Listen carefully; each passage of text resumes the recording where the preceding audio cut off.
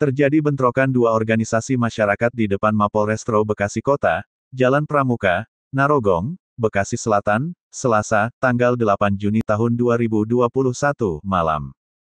Bentrokan tersebut dipicu oleh persoalan utang dari seorang debitus bernama Ika.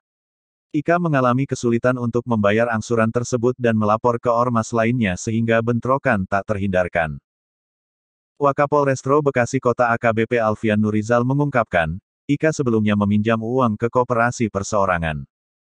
Koperasi tersebut berada di bawah naungan bendera sebuah ormas. Ika meminjam uang sebesar 3,5 juta rupiah dengan perjanjian pembayaran diangsur secara tenor 7 kali cicilan. Ika harus membayar Rp700.000 untuk 1 kali cicilan. Setelah proses cicilan berjalan, Ika mengalami kesulitan untuk membayar utangnya. Akhirnya, Ika melaporkan ke ormas lainnya sehingga timbul perselisihan.